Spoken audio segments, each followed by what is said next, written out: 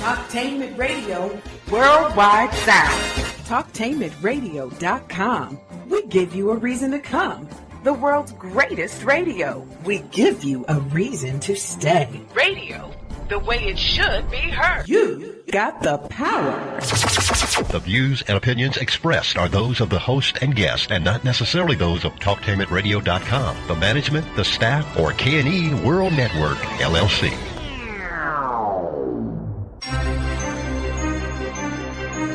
This is The Compensatory Concept with Mr. Neely Fuller, heard exclusively on TalkTainmentRadio.com, the world's greatest radio. Radio, the way it should be heard. And now, Mr. Neely Fuller. If you do not understand white supremacy, which is racism, what it is and how it works, everything else that you understand will only confuse you. Only confuse you. Only confuse you. Alrighty, welcome to the best hour in radio, maybe in radio history. And that is The Compensatory Concept with Mr. Neely Fuller Jr. And I'm your host, Mr. Bobby. And you're listening to it on TalkTainmentRadio.com, the world's greatest radio and radio the way it should be heard. If you would like to get in contact with the show, you can do so by calling 1-877-932-9766, and then we will get you in rotation and put you up. Also, you can Gmail me at 7mrbobby@gmail.com, and I will try to get to them and read it as much as I can. All righty. On the line from Washington, D.C., we have Mr. Neely Fuller Jr., and as always, Mr. Fuller, how are you this morning? I'm still learning. You are still learning. Good. Good to hear. Before we get started, you want to talk just a minute about your book, and then I have a question from somebody who emailed me. The title of your book is The United Independent Compensatory Code System Concept, a textbook workbook for thought, speech, and or action for victims of racism, which is white supremacy. And it is. And there is a companion book, word guide that you can get with the book at a nominal fee. And you can get those by going to producejustice.com. That is producejustice.com.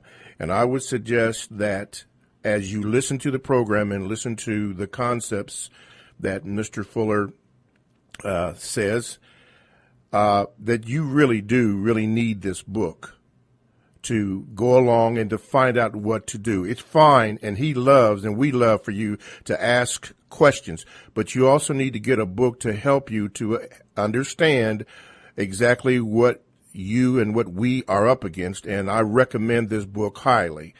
That way you will know what to do and what to say and how to say it. Did I leave anything out, Mr. Fuller? Yes, except that one thing, the book will be available on that website, producejustice.com,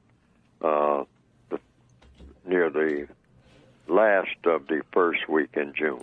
Okay. Right. Okay. Producejustice.com. Producejustice.com. Okay, and on that note, I have two questions. Number one, someone emailed me. I'm just going to give her a first name. Her name was Angie, and she said that she went to the site and got the book. But she said when she received it, the book was damaged, and she wanted to know, is there a procedure that she can go to retrieve a better copy of the book? And I told her that I would ask you that question, or she could call in and ask. So is there any procedure in place that a person can get that? Yes, go right back to that site and let them know that that the book was damaged and how it was damaged. Okay. Because and that applies to anybody else who has had a problem with that book. I don't know. I haven't had widespread reports that there were damage to the books, but I want to keep tab on if the books are damaged, how they were damaged, and it might be having something to do with the shipping, or it might be some other problem. Yes, sir. I'm trying to ascertain whatever the problem might be. Okay. But if she's had a problem, go right back to that site, or she can call me off the air directly and give me some details. You can give out the number to her. Okay, thank you. My number, right. Yeah, I try to refrain from that, but since I have your permission, if she contacts me, then I will give her your number. The second part was a question that on a show that was about 2 weeks ago, and you mentioned something concerning the eighth human activity, which is sex. And a lot of people were a little confused about that. Of course, I told them that if they had a question about that, they could call in. But they wanted to clarify what you meant about not having sex once or twice a week or whatever. They wasn't sure what you were saying. Exactly that. No more than twice a week. And like everything in counter-racist codification, there's supposed to be a logical reason. You're not supposed to do things or say things just to be doing something or saying something that's different for argumentative purposes. It should be a logical, constructive reason for every suggestion ever made. And that's to anybody on the planet, any time of day or night. Someone suggests something to you, tell you to stop doing something or to start doing something, they should be able to give you the reason why in fine detail, not just in broad terms. And so the reason for that is, and it comes under, not the eighth area of activity, sex, but that comes under economics. What is economics? The use of time and energy. So if you're having sex more than twice a week, when you're applying sex, the sexual act itself takes up time and energy. And I wouldn't say most people and not all people, but there are some people who use a lot of time and energy, and that also includes mental energy devoted to sexual activities. And that takes away time and energy used to do other things that have a priority over sexual activity. For instance, in a very practical sense, sometimes a person having marathon sex on a Sunday night, say, after an exhausting week, and then they have to be at work at 6 o'clock on Monday morning, that might bring about a non-constructive difficulty because the person might oversleep. Just a simple thing like that. I mean, they're having sexual intercourse up until 4 o'clock that morning. They have to get up at 6. They fail to get up at 6. They fail to get on the highway and get that red light fever, looking at the tail lights of the cars early in the morning. And so they fail to get to work. Now, a few times after that, they might get fired on account of their habitually late, and it's on account of the sexual activity. So if you just kind of discipline yourself, because everything in the suggested in the code is addressed to the individual, it's not dictatorial, it's just something that you try, you know. And also, what is another constructive aspect of it? It's like sex is something like food. I mean, if you cut down on the number of calories that you intake into your body, and then when you do, in a fit of hunger, I mean, you're really sharply hungry. You're not just what they call dinner time hungry. You're not eating just because there's food available, but you are really hungry. And if you ever notice, when you're really hungry, you really enjoy that food. I mean, if the food is prepared correctly and it's excellent food and whatnot, I mean, and you sit down and you are really, really, really seriously hungry. I mean, you're not just pretending. You just barely got to the table. I mean, you're almost so weak from hunger. And when you sit down and eat slowly and methodically, eat correctly, which is one of the features under economics, then you really feel great. You feel invigorated. You feel a lot of strength. And you enjoy the food. But if you're just nibbling all day on food, like a lot of people do, just nibbling on this, nibbling on that, taking a sample of this and a sample of that, then when you sit down to eat a real meal, you really don't feel up to it. Why? Because you've been overdoing it. You don't really appreciate it.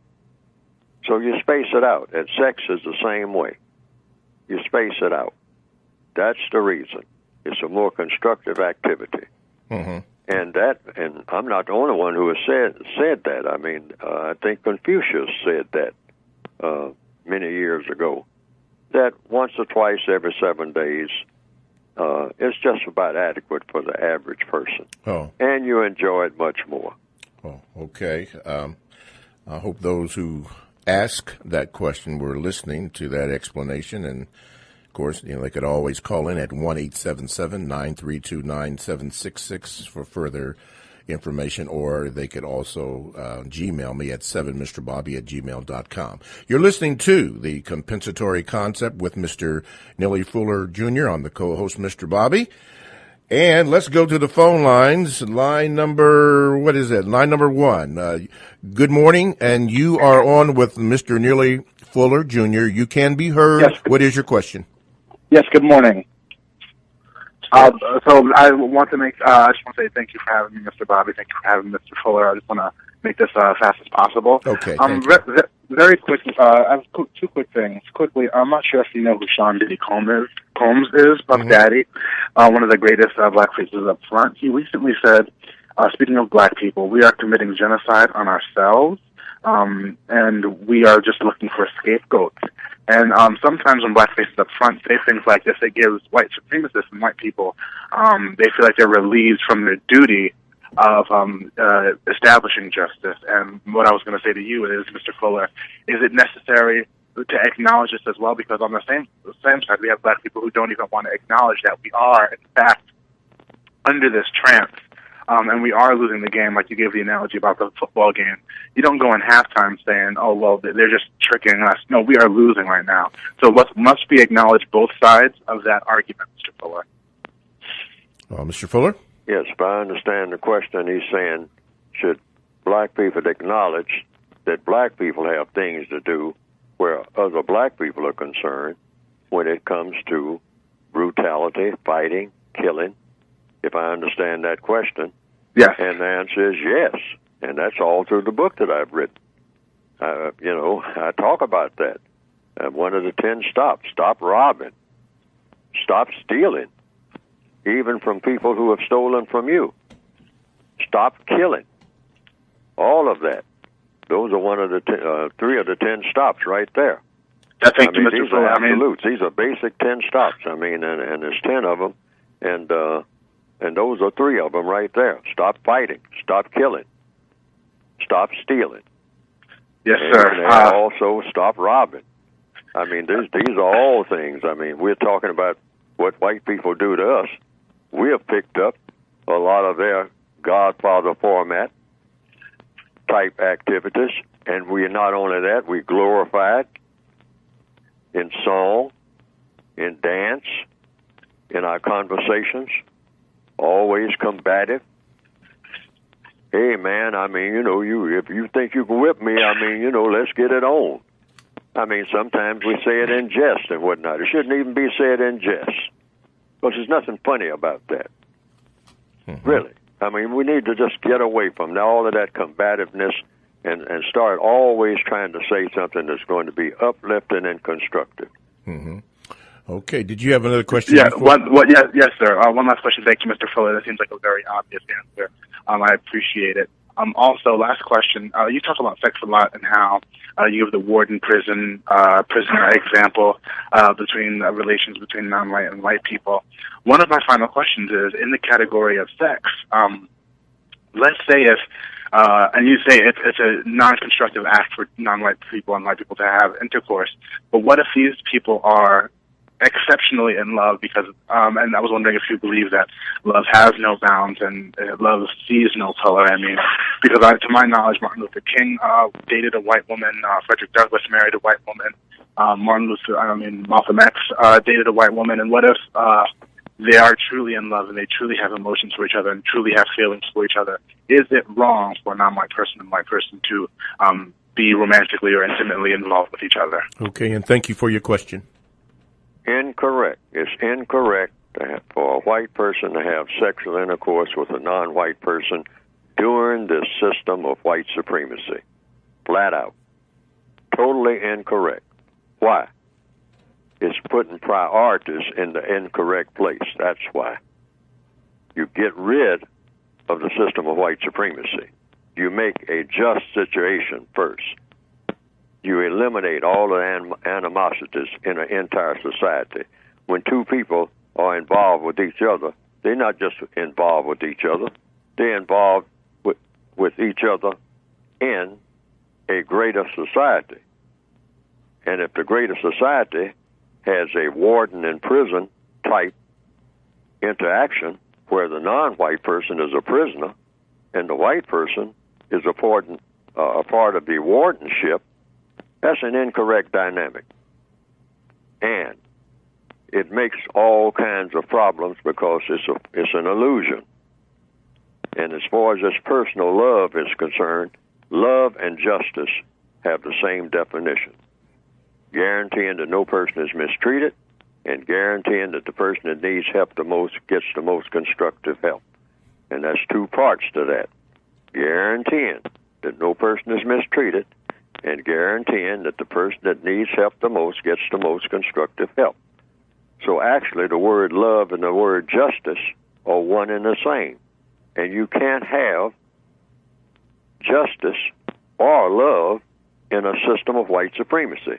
This mess that they pass off for love, and when I say they, I mean all of us who go around talking about we love somebody. We have no evidence of that. None. Because you can't have love in a situation that's dominated by non-justice. I mean, now you can have affection, you can have attraction to a person, you certainly can have sexual intercourse with a person without love, all right? But this thing called love has been so totally corrupted, the word itself. It's nowhere near what love is really like. The people on this planet have no idea of what love is really like because we have no idea of what justice is really like. And I'm saying that flat out. Now, that's either true or false. Okay. You're listening to The Compensatory Concept here on TalkTameItRadio.com with Mr. Neely Fuller. And if you would like to get in contact with the show, you may do so by calling 1-877-932-9766, or you can email me or Gmail me at 7mrbobby@gmail.com, and I will try to get those on. Okay, let's go to line number 2. You are on with Mr. Neely Fuller, Jr. We're talking about sex, and you can be heard, or any other question that you may have for him. Go ahead, caller. Good morning, gentlemen. With a while back, Mr. Fuller predicted that police officers will continue to kill black people, and there will be no justice. Cleveland, Ohio, judge decided to acquit the police officer for firing 49 shots from the roof, from the top of his car, police car. Wait a minute. Did he say 49 shots? Because I heard there were 130. Well, he did 49. He did 49? Wow. Yeah. Wow. 49 shots, but it was a total of 137. Yeah, and then the guy that jumped in the car, I heard he did 15, but you said it was 49? Yes. Wow. 49. That's an execution. But the judge said that they could not prove it, that the shots killed him. The 49 killed him. Wow. So they acquitted him. They acquitted the police officer. There was 10 other officers involved. Now, the Justice Department decided to put policies in place now because they found that the police were the law enforcement people were in Cleveland department is at fault for a lot of bad things that they were doing to people, black people in the community. So, speaking of justice, my question is: speaking of justice, do you feel the Justice Department is doing anything really to reform police brutality? Okay, Mr. Fuller. Well, for one thing, the terms that are being used, I have said on this program, and I've said also in the book, there's really no such thing as police brutality. What we have is a system of white supremacy. And so this is why it keeps happening, and I've said on this program that it's going to continue to happen. Why? You have a system of white supremacy in place. You don't have a quality relationship between white people and black people across the board. That's what it requires. In every city, in every village, in every town, we need a supreme quality relationship on an everyday basis, not this phony interaction that we have now, between the ordinary, everyday white person and the ordinary, everyday black person, non-white person.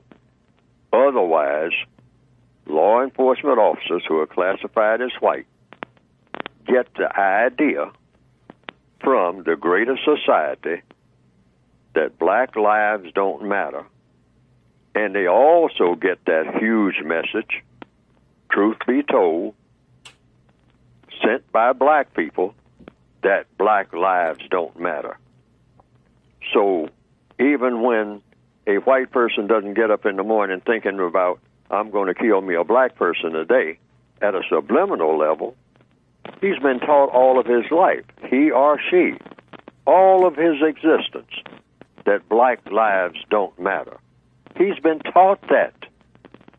He has been taught that in school, long before he went to a police academy. He's been taught that by the way black people interact with each other. He's been taught that by the way white people interact with black people. He's been taught that by everything that he has ever seen in his entire existence. So when that adrenaline starts flowing and he's out there in the street with the gun, he acts on what he has been taught. Duh! Don't we get that message? What kind of world do we think that we live in? That person, you really can't single the person out. That's why it keeps happening, involving a different cast of characters all across the stage. Doesn't make any difference when the curtain goes up. All the characters have changed, but the action is always the same. Mm-hmm. Why? It's because you have an entire society that says white supremacy is legit. Mm. And so you carry that out all day long, every day, and everybody runs from those two words. Another thing, how many times do you hear somebody even mention the term white supremacy? Very seldom ever. Maybe on this program, but very seldom anyplace else. Mm-hmm. You hear all kinds of terms being used. Police brutality. We're talking about a system of white supremacy. That's what we're talking about. Yes, sir. In every area of activity, not just in law enforcement. Mm-hmm. Did you have another question, caller, please? So you're saying black people are in complicity with their own destruction. The so-called blacks who are in charge of certain areas in the police force, or black people who got certain positions, they are the ones too, and we are responsible for our own destruction. No, I'm not saying that at all, and I want to make this very clear. There isn't a single black person anywhere on this planet who is, quote, unquote, in charge of anything. I'm going to repeat that. Not one. Not a black person anywhere on the entire planet who is quote, unquote, in charge of, underline the word, anything. Now, what do I mean by that? That would be a contradiction. You can't have white supremacy and have a black person in charge of something, of anything. That's a contradiction. You either have white supremacy or you don't. It's always a white person who tells a black person what to do. I don't care what the circumstances are, without exception. Now, there are people who say, oh, I'm a black supervisor. I mean, I have all white people working for me. I mean, I don't even have any black people working for me. And I tell them what to do every day. It's all white people. I got 300 white people under me, and they do what I tell them to do. Now, there's a question. Who tells you what to do, sir? With your supervisory self. Who tells you what to do, either directly or indirectly? Maybe not right there on the scene, but you better believe you get your bread and butter from somebody, somewhere, maybe on the moon, who sends instructions about what you do. And that person is always white, without exception. Always. Without exception. So to me, there's no solution, because if black people have no power to change their circumstances, it's the will to change their circumstances, because they're indebted financially to have a paycheck. What is the solution? Yes, the solution is exactly what this program is for, talking about solutions. Every black person has to be codified, and what's the first step toward being codified is to recognize, first of all, that we're dealing with a system of white supremacy. I start off every program, every week, saying what? If you don't understand white supremacy, you understand absolutely nothing. All of your understanding will come to naught, because you don't understand the basis for your entire existence. You exist because the white supremacists, other than the Creator, tell you what to do, where to go, where not to go, where you can buy a house, when you can buy a house, how much you will pay for it, when you will have to move, which you will have to move when they determine you're going to move. They determine what your money is worth. They determine how much money you can have. They determine everything. They determine where your religion is going to be. That's why we have what you call black churches. That's supposed to be called a Christian church. What do you mean, black church? We're always bragging about our black churches. And the black churches ought to do this, and black churches ought to do that. We're talking about white supremacy right there. Right there. Or there would be no such thing as a so-called black church. Thank you for your call, caller, very much. You're listening to the Compensatory Concept with Mr. Neely Fuller, heard exclusively on TalkTeamRadio.com, radio the way it should be heard. If you would like to get in contact with the show, you may do so by calling 1-877-932-9766 or Gmail me at 7mrbobby@gmail.com. And as Mr. Fuller said, and this is one of the reasons why I'm pushing the book, he says at the beginning, if you do not understand white supremacy, racism, what it is and how it works, everything else that you understand will only confuse you. Get the book. Get the book. All righty. TalkTameRadio.com. Check us out on WCRS-FM 98.3 Wednesdays and Sunday evenings. Blogs and podcasts are available. Download TalkTameRadio.com app to your cell or tablet. We go where you go. Radio the way it should be heard. More of your phone calls, and we're talking about sex and anything else that you want to talk about here on TalkTameRadio.com.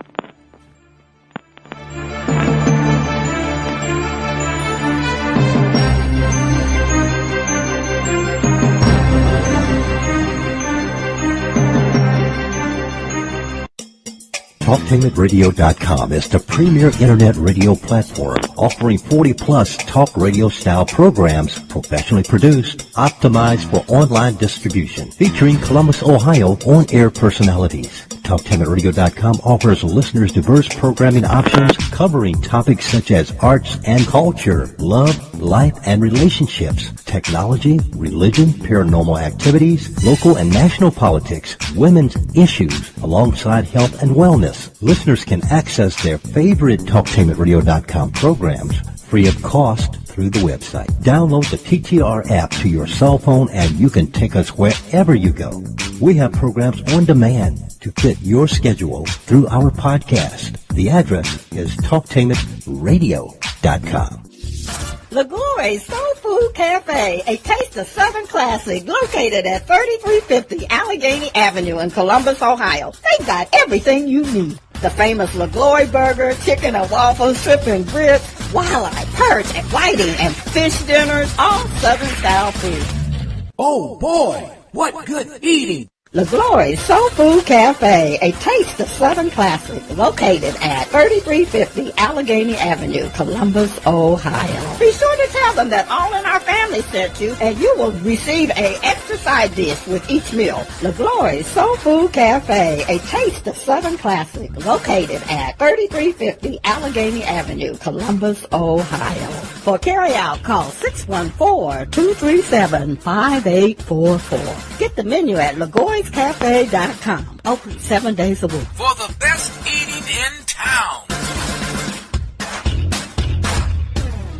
Goodwill is a global social services enterprise and the leading nonprofit provider of job training programs and career services in the United States and Canada. To pay for its program, Goodwill sells donated clothes and other household items in more than 2,700 stores and online at shopgoodwill.com. Goodwill uses the revenue earned from these sales to fund job training, employment placement services, and other community programs. The goal of the campaign is to increase goods donations to Goodwill, inspire an emotional connection to the Goodwill brand, and to elevate preference for Goodwill. We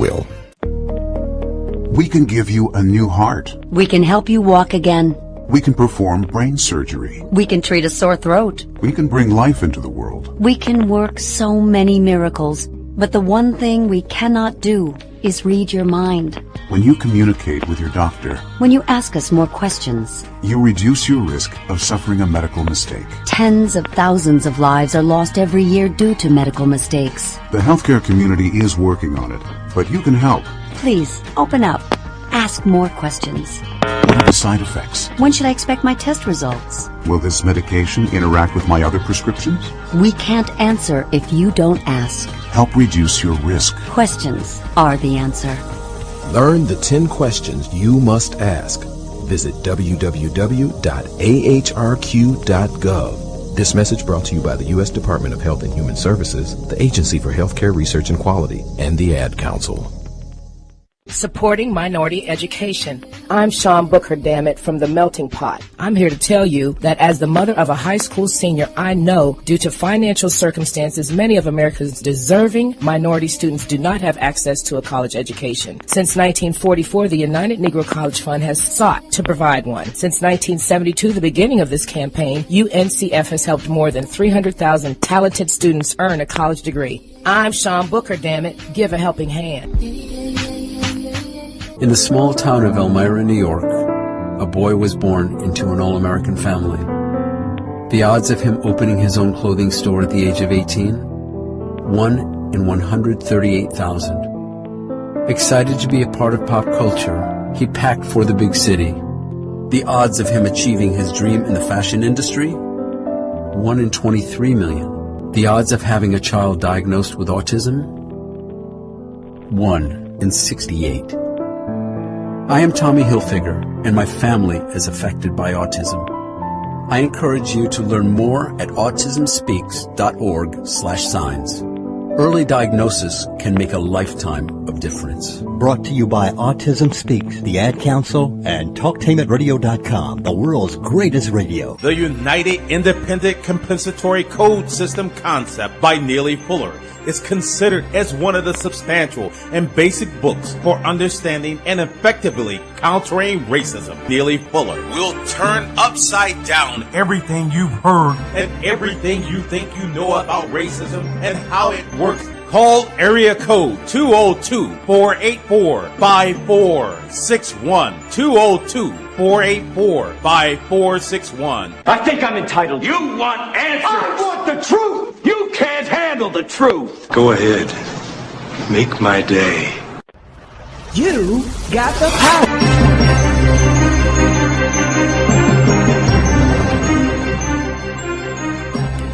Alrighty. Welcome back to TalkTainmentRadio.com, the world's greatest radio. That's radio the way it should be heard. You are listening to The Compensatory Concept with Mr. Neely Fuller, Jr. I am your co-host, Mr. Bobby. And, of course, this is radio the way it should be heard. We started off with a subject about sex, and Mr. Fuller gave what he meant when he spoke or addressed the issue of sex. So if you have any questions concerning that or any other questions, you may call in and ask him by calling 1-877-932-9766, or you can Gmail me at 7mrbobby@gmail.com, and I will try to get to your questions. Before we go back to the phone lines, there was a question here. So, Mr. Fuller, I came in at the tail end of you were speaking about the book, and Mr. Bobby had mentioned something about a companion guide to that. Could you repeat that information, how I can get it, and is the book available now? No, the book is not available now, but it will be available near the end of the first week in June. And what you would do is go to producejustice.com, and what will come up on the screen is an advertisement and a brief description of the basic textbook workbook for victims of white supremacy, called, the long title is The United Independent Compensatory Code System Concept, and that title is explained in the book. It's not very complicated to read. It's not very stilted, but that title wouldn't mean anything. It would give the impression to a person that the title is of the book. If the person reads the book, it would be very difficult to read on account of the title. But the title is probably the most complicated thing about the book, the United Independent Compensatory Code System Concept. But that title is explained in the book itself, why I gave the book that title. But a simplistic title is, and that's also a co-title, you might say, Textbook Workbook for Thought, Speech, and or action for victims of white supremacy. It's addressed to the individual person, the basic textbook. Now, there's also an additional book called A Counter-Racist Word Guide, and that book is under the same basic title, the United Independent Compensatory Code System Concept. But it's a word guide. It's something similar to a dictionary, showing you how to use words, how not to use words, and basically what questions to ask when other people use certain words. Okay. I mean, and so you can go to producejustice.com, and that will be near the end of the first week in June, and you should be able to get the book then. All right, so now you have the information, and thank you for your email. Okay, let's go to caller number 3. You are now on with Mr. Neely Fuller, Jr., and you can be heard. Good morning. It appears that the system of racism and white supremacy is a very abstract concept to the average non-white person, and maybe that's because of the black faces up front. So during a lot of these police incidents, I'm hearing the term personal responsibility, that black people need to take personal responsibility for their actions. So my question is, reading the book and the stops that we should stop doing, stop killing, and stop snitching, is personal responsibility sort of a way to stop the system of white supremacy in a indirect way? Mr. Fuller? Yes, direct and indirect. In other words, that's what I call counter-racist codification. See, the victims of racism don't have a code. The white supremacists have a code. And what is a code? A code is an exact way of going about doing things. That's all a code is. A plumbing code, an electrical code, a fire code. You go in a building and they'll say, this building is not up to code. What do you mean not up to code? Well, the electricity. I mean, the way you have your wiring all over the place and whatnot. And that's why you keep having shortages, because you're not up to code. And every now and then your lights go out with no explanation because your wiring is not up to code. Your circuit breakers are not up to code.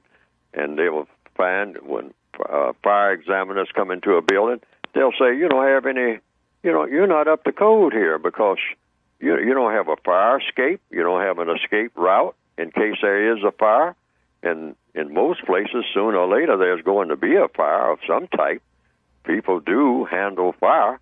So how are the people going to get out of here? You don't have an exit. People don't know how to get out. You don't have a stairwell. This is a huge building. You don't have a fire escape of any kind. You don't have an outside fire escape, a landing or something. How are the people going to get out? You don't have an alarm system.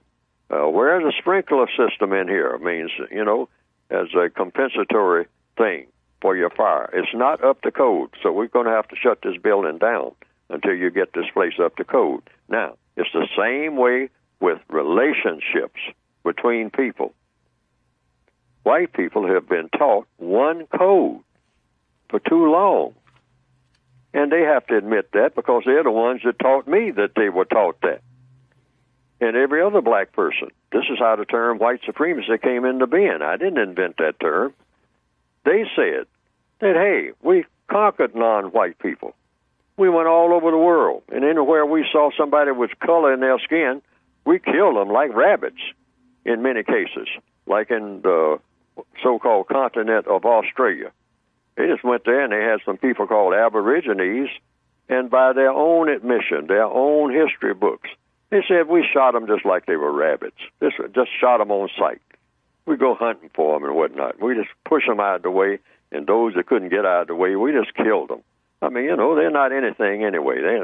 They don't matter. I mean, what are they? They're animals. I mean, they're worse than animals. Because at least animals, are easier to control. But by them being animals in the form of people, they make more problems. So just get these problems out of the way so we can clear this land and make something out of it. They're not doing anything with it anyway. They're useless. And they did the same thing all over the world and bragged about it for many years. They don't brag about it now. But for many years, the only good Indian is a dead Indian. The only good Negro, only they didn't say Negro, is a dead Negro. So it's understandable that they have a code for that. It's the white code, the white supremacist code. It's the thing that has kept many white people going and adventurous and make them want to explore the South Sea Islands and whatnot. And even when they talk about going to other planets, even today, they're not going just to see about the minerals that are there. They know that they are there. They say it might be some people there. And when I was going to the movies at a very young age, going back to the 1930s, they showed we want to go somewhere and find the clay people. It might be some people up there with dark skins. And if we find them, we're going to kill them because that's what we do with people like that, Yeah. Did you have another question, sir, before we had to let you go? Yes, I had a follow-up question, which was, is it logical for non-white people to replace the system of white supremacy if we did not create it and we don't have any power within it? All right. Thank you. I didn't get that. Okay, wait a minute. Caller, could you repeat that question again before we let you go? Yes, my question was, is it logical for non-white people to replace the system of white supremacy if we did not create it and we don't have any power within it? Okay, thank you. Oh, sure. We're supposed the system of white supremacy never should have been invented in the first place. Why? For a very logical reason. This world has been given to us by whatever created it. And we're supposed to have regard for that and for everything in it. That's right down to the last mosquito. We possibly, in our history, maybe all of us collectively, white and non-white and whatnot, may have misused the environment, okay? And when you misuse your environment and throw that out of kilter, you will misuse each other. So the white people who have chosen to be white supremacists, they came up with this idea that it's just fine to mistreat somebody who has color in their skin, even though I guess they've stopped and considered it, but they didn't consider it very much. And that is, wait a minute, if these people have color in their skin, who put it there? Well, whatever created them. So their argument is really with the Creator. So, but they took license to say that, hey, you can mistreat people if they got color in their skin. Oh, yeah, I mean, oh, sure. I mean, in fact, you have a duty to mistreat them if they got color in their skin. Wow. So they built a whole idea in all 9 areas of activity, a whole society, a world society, based on that. Just go around and find some people with color in their skin and proceed to mistreat them, I mean, immediately. Wow. You're listening to The Compensatory Concept here exclusively on TalkTainmentRadio.com. That's radio the way it should be heard. We're talking with Mr. Neely Fuller, Jr., the author of the United Independent Compensatory Code System Concept, a textbook workbook for thought, speech, and or action for victims of racism, white supremacy. If you'd like to get in contact with the show, you may do so by calling 1-877-932-9766, or you could Gmail me at 7mrbobby@gmail.com, and maybe we'll have time to get to that. Let's go to the phone lines. Line number 1. What is your question for Mr. Neely Fuller? And you can be heard. Go ahead. Oh, first of all, I'd like to say good morning to you, Bobby, and Mr. Fuller. And actually, I have a comment. Mr. Fuller, you give the answer to the solution of white supremacy every week when you come on this radio show, and that's when you use the word, we're looking to replace the system of white supremacy with justice.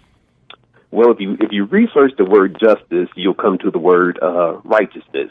And right there, contained in that word righteousness is the solution to white supremacy. That is, we, the victim of white supremacy, we have to take on the very spirit and character of righteousness. Once we take on the very spirit and character of righteousness, then white supremacy will disappear. Because even if you read the New Testament, the Bible says that when Christ comes, he's going to judge the world in righteousness. Now, why is Christ going to judge the world in righteousness?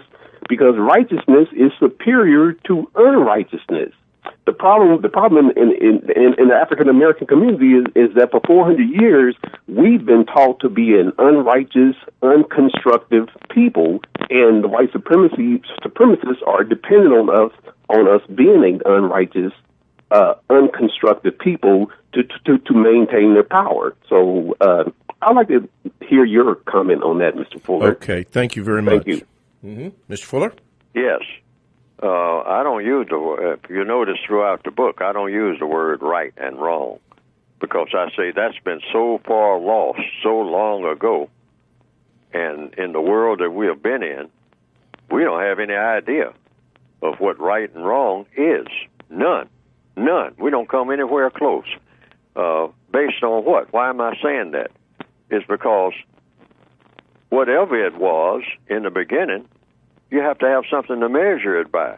There's absolutely nothing to measure it by. What we call doing the right thing now may, if we stop and think about it, may not be the right thing at all, because we are within the context of an evil system.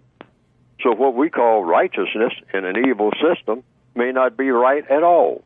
We have lost the ability to detect what is right and what is wrong, because the white supremacists have made right and wrong sometimes synonymous. And they're in the process of doing that in areas of activity now, like in the sexual activity and whatnot. What was considered to be some kind of abomination, and this is wrong as it can be and all like that, is now being glorified as the greatest thing since sliced bread. So true. All right? See, so what can we do? Constructive, non-constructive. Now, you did mention those words, too, along with righteousness. Constructive. So that's a mechanical thing. And fire will burn. Water is wet. So when you stick a knife in a person, you get a different reaction from sticking a knife in a cake or a slice of bread. See what I mean? The person dies. The slice of bread is just a slice of bread. So that's a different reaction from the same knife. So we can learn this. Even the most primitive of people can learn that by trial and error. Yes. You stick a knife in a person, all of a sudden the person stops functioning. All right. Now the first person that did that probably didn't know that.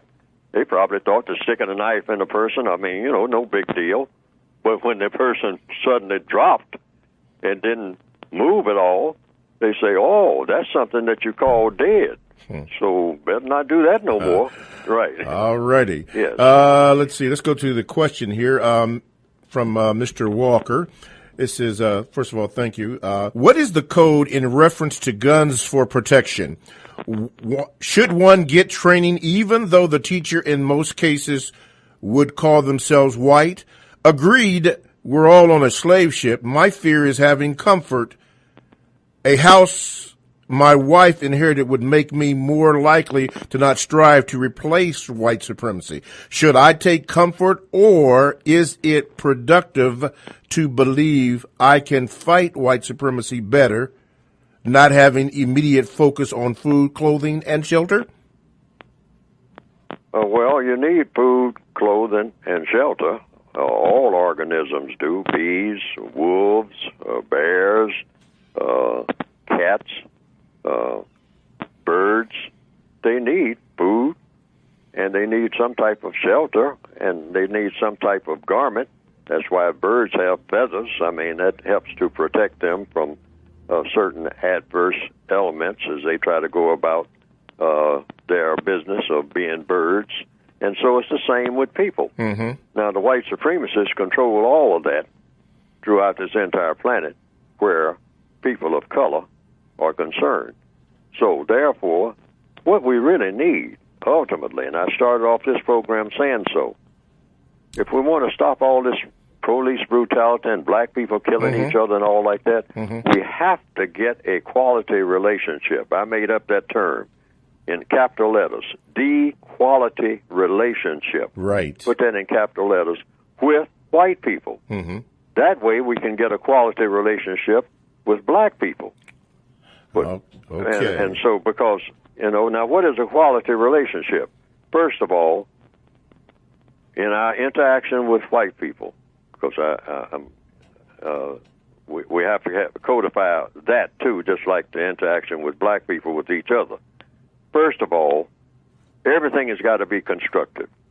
We got to stop this tacky, trashy, and terroristic interaction that we have with white people. Then we will get it with each other. Yes. Now, what do I mean by tacky? When black people are around white people, if you notice us, just every day, I'm telling it like it is, I'm going to be truthful. Well, go ahead, be truthful, man. It's tacky. It's tacky. The way we talk to each other, it's almost like we're kind of sparring with each other. We are uneasy around each other. We can't tell the truth to each other. We smile when we don't feel like smiling. When we are really angry about something to the extent that we blow up and whatnot, we keep that anger to ourselves and whatnot because there's something that's causing anger. We should be able to talk to each other and say, look, Right. And another thing, get rid of that love and like. Okay. Throw those words out of the vocabulary altogether. Okay, they're gone now. Okay. Yes, right. In other words, you should be able to tell a white person, and a white person should be able to tell you, look, I don't like you and I probably never will, but I'm not going to do anything unjust toward you. Because, see, liking a person has to do with how you feel. Right. But that doesn't necessarily mean what you do.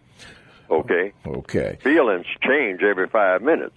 So you can't, that's unreliable anyway. Unreliable. Okay. So, yeah, tacky, trashy, and terrorist. Okay, I got those three.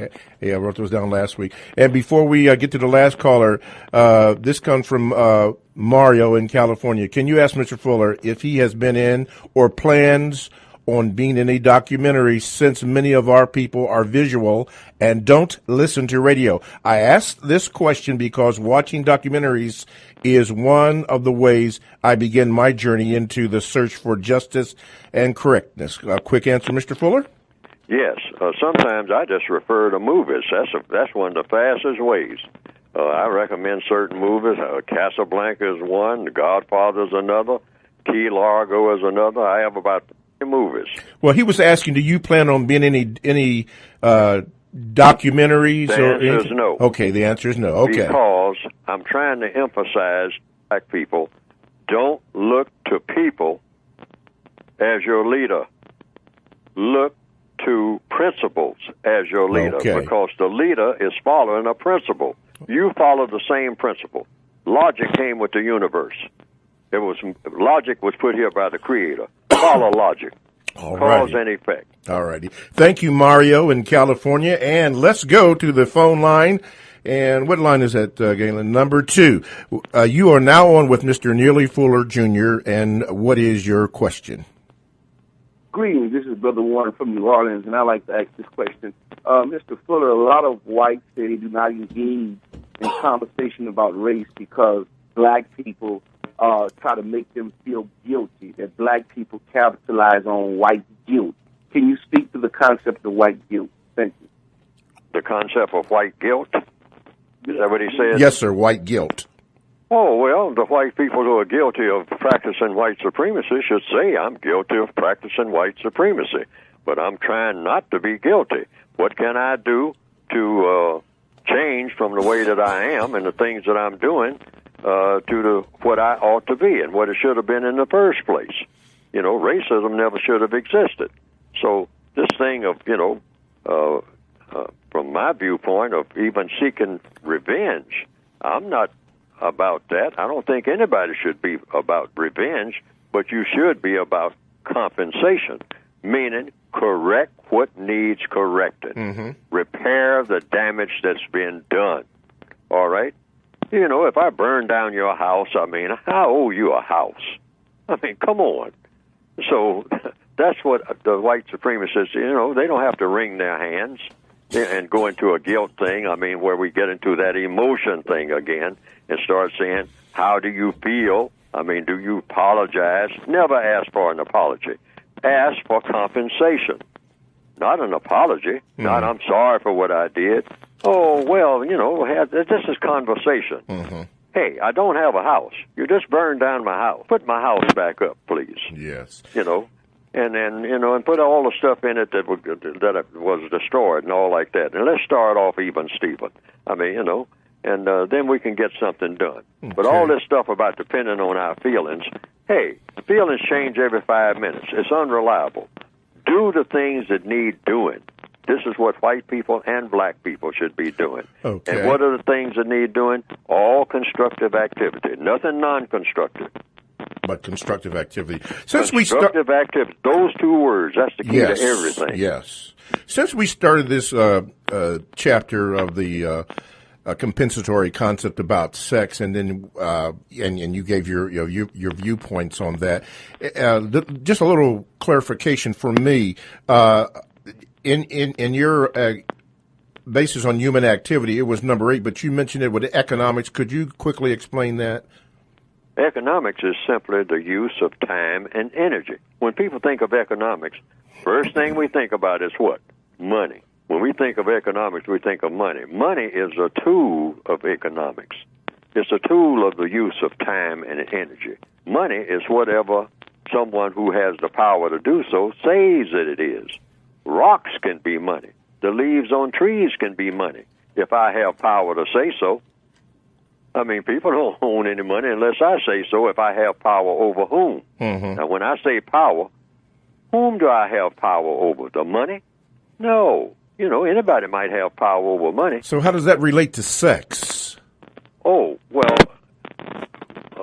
money is just a tool of doing business, of an agreement between people. Well, people have charged money for sex, so, I mean, you know. And, well, that's in anything. See, you can use money. See, once you have control of people, you have control of everything, including money.